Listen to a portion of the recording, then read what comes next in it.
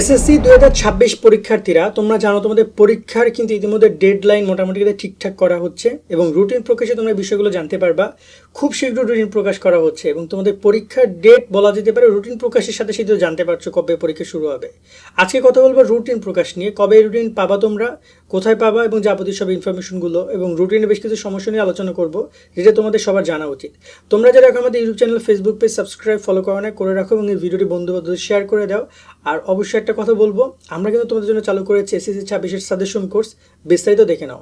তুমি এসএসসি 2026 পরীক্ষায় এ প্লাস পেতে চাইলে এখনই যুক্ত হও আমাদের সাজেশন কোর্সে। এই কোর্সে তুমি পাবে সকল বিষয়ের সৃজনশীল প্রশ্ন, বহু নির্বাচনী প্রশ্ন এবং সংক্ষিপ্ত প্রশ্ন পিডিএফ শীট আকারে। এছাড়া প্রতিটি অধ্যায়ের গুরুত্বপূর্ণ জ্ঞানমূলক এবং অনুধাবনমূলক প্রশ্নও থাকছে। বিগত 10 বছরের প্রশ্ন যাচাই বাছাই করে এই সাজেশন তৈরি করা হয়েছে, যা তোমার বোর্ড পরীক্ষায় হুবহু কমন পড়বে। এছাড়া লিখিত অংশ লেখার শর্টকাট নিয়ম, অনলাইন এমসিকিউ পরীক্ষা। তাই দেরি না করে এখনই আমাদের সাজেশন কোর্সে যুক্ত হয়ে পিডিএফ গুলো ডাউনলোড করো, বই দাগিয়ে পড়া শুরু করে দাও। কোর্স কিনতে স্ক্রিনে দেওয়া নাম্বারে 290 টাকা বিকাশ বা নগদ থেকে সেন্ড মানি করে এই নাম্বারে হোয়াটসঅ্যাপে মেসেজ করো, আমরা তোমাকে কোর্সে অ্যাড করে দিব এবং সাজেশন লিংক দিয়ে দিব। আশা করি তুমি বিস্তারিত দেখেছো, চাইলে আমাদের কোর্সে যুক্ত হতে পারো। যুক্ত হলে সকল বিষয়ে পিডিএফ সাজেশন শীট পাচ্ছ, যা পড়লে ইনশাল্লাহ তোমার মোটামুটি তুমি প্রস্তুতি ভালো নিতে পারবা। তো এখনই ডাউনলোড করো, প্রত্যেকটা সাবজেক্ট শীট অনুযায়ী বইগুলো দাগিয়ে ফেলো, এবার পড়া শুরু করে দাও। এতে কনফিউশন থাকবে না, প্রত্যেকটা অধ্যায় একটা প্রপার প্ল্যানিং মধ্যে যাচ্ছে, সেটা শর্ট কোশ্চেন, সেটা সৃজনশীল, সেটা বহু নির্বাচনী সব কিছু। এবং পিডিএফ শীট চাইলে তুমি এটা ডাউনলোড করে প্রিন্টও করে নিতে পারবা। এবার আমরা ডিসকাশন করি তোমাদের এই যে রুটিনটা নিয়ে। দেখো, অলরেডি রুটিন নিয়ে কাজ করছে শিক্ষা মন্ত্রণালয় এবং তোমাদেরকে জানিয়ে রাখতে চাই খুব শীঘ্রই রুটিন প্রকাশ করবে। এখানে একটা কথা হচ্ছে যে রুটিনটা অনেক আগেই প্রকাশ করছে, তার একটাই কারণ তোমাদের ফর্ম ফিল আপ। কারণ ফর্ম ফিল আপের সময় রুটিনটা প্রকাশ হয় প্রতি বছর, এবছর তাই করাই হচ্ছে। আর পরীক্ষাটা পিছিয়ে যাচ্ছে তার একমাত্র কারণ হচ্ছে নির্বাচন। নর্মালি কথা ছিল যে মার্চ মাসের শুরুতে, শেষের দিকে পরীক্ষা নিবে, বাট এখন সে পরীক্ষাটা এপ্রিল মাসের শেষের দিকে হচ্ছে অথবা মে মাসের শুরুতে হচ্ছে, মানে প্রায় ভালো সময় পিছিয়ে যাচ্ছে। মানে বুঝছো, ফেব্রুয়ারিতে পরীক্ষার কথা, সে পরীক্ষা হচ্ছে মার্চ মাসের শেষে অথবা এপ্রিলে। এখন সে পরীক্ষাটা আরও পিছিয়ে এপ্রিলের শেষে অথবা মে মাসে হবে। ধরুন যে মার্চ এপ্রিল মে মাস যদি হয়, ধরুন মে মাসে যদি পরীক্ষা হয়, তো আমার উপরে বেশ ভালো সময় পিছাচ্ছে। এবং রুটিনটা তোমরা অনেক আগে আগে পাচ্ছ। জানুয়ারির ফার্স্ট উইকে তোমাদের এই রুটিনটা প্রকাশ করা হবে বলে শিক্ষা মন্ত্রণালয় থেকে জানাচ্ছে তারা।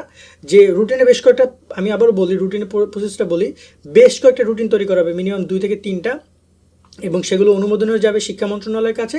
সেখান থেকে শিক্ষা উপদেষ্টা, শিক্ষা সচিবরা একটা রুটিন অনুমোদন দিবেন, সেই অনুযায়ী তোমাদের পরীক্ষাটা হবে। ওকে। আর এখানে একটা পয়েন্ট হচ্ছে, রুটিনের যে সমস্যাটা হচ্ছে, তোমাদের যদি রুটিন নিয়ে কোনো আপত্তি থাকে সেটা কিন্তু তোমরা রুটিন প্রকাশ হওয়ার পরে জানাইও। কারণ অনেকেই দেখা যাচ্ছে পরীক্ষার আগে, বিভিন্ন বিগত ব্যাচগুলোকে আমরা দেখেছি পরীক্ষার আগে আন্দোলন করতে, রুটিন পিছিয়ে দেন, পরীক্ষার মাঝখানে বন্ধ নাই, এটা নাই ওটা নাই, হ্যান ত্যান। বিষয়টা হচ্ছে এটা তো করে পড়াশোনা মনোযোগ নষ্ট হয়। সো তোমার যদি রুটিন যদি পছন্দ না হয়, কোনো রুটিন যদি সমস্যা মনে হয় যেটা বন্ধ বেশি দরকার, আমরা শিক্ষা মন্ত্রণালয়ের কাছে আবেদন করি যে স্যার আপনার রুটিনটা একটু চেঞ্জ করে এই পরীক্ষা মাসকে একটু বন্ধ বাড়াই দেন, অথবা এই বিষয়গুলোর প্রতি খেয়াল রাখবেন, এরকম একটা কিছু করা যেতে পারে, বা এই বিষয়গুলোর প্রতি খেয়াল রাখবে, যেটা রুটিন প্রকাশের পরেই বইল সমস্যা থাকলে। আরেকটা বিষয় হচ্ছে যে তোমাদের এখানে ফর্ম ফিল আপ নিয়ে, এই ফর্ম ফিল আপ শুরু হয়ে যাচ্ছে। ফর্ম ফিল আপ শুরু হলে আরও বেশ কিছু প্রশ্ন সামনে আসবে, যেমন তোমাদের ফর্ম ফিল আপ অনেকেই করতে দিবে না, তারা বিভিন্ন স্কুল থেকে ফর্ম ফিল আপের চেষ্টা করতে পারে। এগুলো বাদ দিয়ে নিজের স্কুল থেকে ফর্ম ফিল আপ করে, গত কয়েক বছর অনেক শিক্ষার্থী বিভিন্ন স্কুল থেকে ফর্ম ফিল আপ করতে গেছে, নিজের স্কুল দেয় নাই, তাই পরবর্তী তারা কিন্তু ফর্ম ফিল আপ করেছে, টাকা দিয়েছে, কিন্তু পরবর্তী তার প্রবেশপত্র আসে নাই।